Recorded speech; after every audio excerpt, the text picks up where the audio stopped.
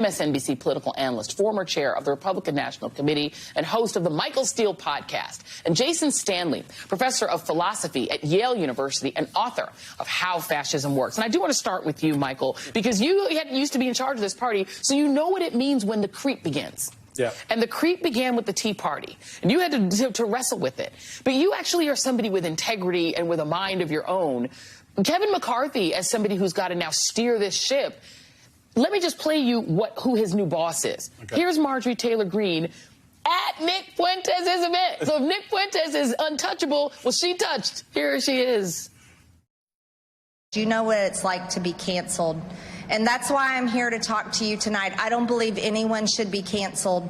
I don't believe in separating people and identities. I don't believe in separating people in classes. But that's what the Democrats believe in, because that's what Marxism is. That's what communism is.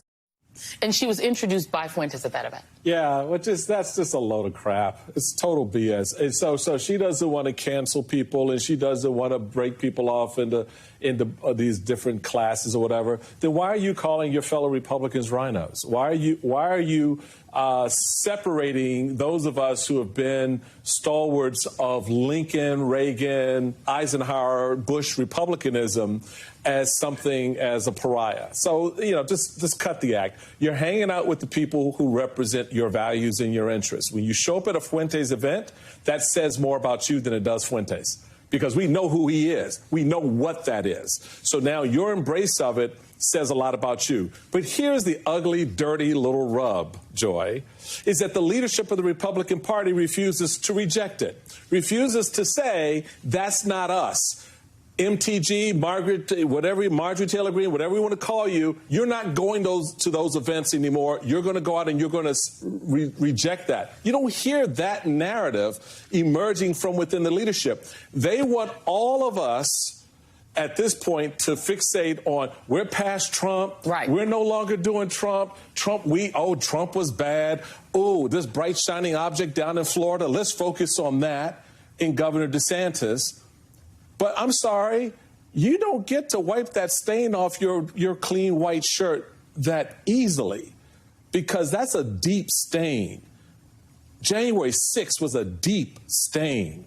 Embracing Fuentes was a deep stain. And while you may not have done so directly, the leader of your party did. Yeah. And as the head of your party and as a leader on the Hill or representing the party across the country at the state level, if you don't reject that, then that's you, baby. Yeah. And those of us who reject it have tried to be very clear about that. But here we are. And here we are. And Jason, I mean, here's the thing. Donald Trump has no actual power right now. Donald Trump is a retired person in Florida, all right? Marjorie Taylor Greene has electoral power. In fact, she is essentially the boss of the person most likely to be the next speaker. He has to do what she says or else. And it's not Donald Trump that is banning books. It's people like Ron DeSantis. This is the kind of books that are getting banned by Republicans who are not Donald Trump. Anything to do with LGBTQ themes, that's 41% of the books. Characters of color, 40%. Sexual content, 22%. I don't even know what that even means. Titles with issues of race or racism, that's a fifth of the books. Titles about civil rights and activism. Any biography or memoir, and those are mainly things like the biography of Dr. King. Stories with religious minorities in it, 4%. The book banning, the attacks on people who are LGBT, the attacks on drag shows, that ain't Trump doing that. That's the people that they're saying are the replacements for Trump. Your thoughts?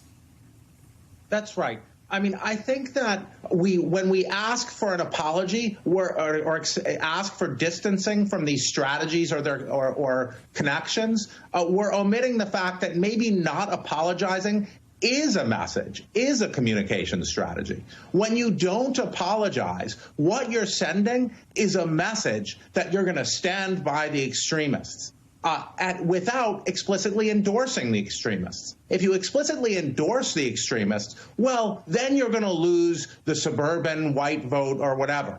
But if you simply don't apologize, then you can have it both ways. So this is an explicit communicative strategy, and it's extremely well covered in the history of fascism. Richard Evans, the fascism scholar, says that the Nazis never explicitly denounced the radical actions of their followers. but they intentionally didn't. They left it vague. And that's an intentional communication strategy. So we shouldn't say, so from their perspective, they're doing the right thing. If there's a fascist social and political movement arising within the GOP that centers around great replacement theory, which is the structural narrative center of fascism, Hitler was deeply influenced by Madison Grant's 1916 book, The Passing of the Great Race, which was about the replacement of Nordic Americans. So this is American fascism that we're seeing, and and the refusal to distance themselves is intentional. So when we say, oh, they need to distance themselves, we're not facing reality here. Reality here is this is who they are.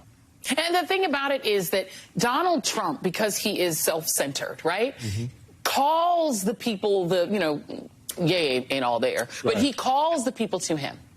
These people go to Tucker Carlson, right? These people go to Fuentes. This is a 24-year-old kid who does his podcast from his mama's basement, and he can get two congressmen, Gosar and to come to him. They go to Tucker Carlson to lay down at his feet while he talks about white replacement theory. They're running toward the fascism, not running away from it, and then they slap Donald Trump around, who can't do them anything. He can't do a thing to them. And it speaks, I think, to the broader narrative that has begun to emerge over the last 6-8 months, certainly within the past year, where Donald Trump is less a central figure in this play, in this multi-layered It's bigger drama. than him now. It's bigger than him now. He is outgrown. His product has outgrown him. That's correct. And so what we see now emerging, and one of the challenges the party's going to have, which is this whole move by the RNC to somehow think they're going to renew themselves by sitting in a room with Masters and others, players who've been a part of this drama, are not going to move you away from the drama. You're just going to find yourself rolling steeper into it, because the drama is now bigger than the thing that created it. And Jason, let's play you. I love PRI. It is my favorite thing, polling wise. And Jason, they did a poll that Robert Jones, who is their big demographer, their big pollster, he said this is the piece of data that tells you where we are right now. When you ask people, has life changed mostly for the better since the 1950s or for the worse? Whether it's Tea Party people or MAGA people, they will generally answer it's changed for the worse. Only 29% Republicans say that America has changed for the better. It's understandable why Democrats say it, because Democrats are multiracial. There's more racial rights. LGBT people have more rights. Black folks have more rights. So they say, yeah, things are better. Republicans consistently, Jason, say it's gone downhill. And that's the thing that ties the Tea Party and the MAGA people together. That's right. I mean, this idea that, again, it goes back to great replacement theory. This idea, the attack on trans people is, oh, they're replacing womanhood. The attack on the immigration, I mean, that's always been the center of fascism, that the immigrants will replace us. The idea that whites will be decentered. That's a threat you can use to marshal support, and then you can go after multiple scapegoats here. You can go after Black Americans. You can go after LGBT. We're seeing increasing anti-Semitism, of course, which was that train is never late, as Chris Rock once said. And so that's going to be, so the people who think that they can escape this, say because they're not Black, or they're Christian, they're not going to, or they're white and LGBT, they're not going to be able to escape this. There's a logic to this that is inevitable, and the 20th century laid out for us, and hopefully that's how we can defeat it.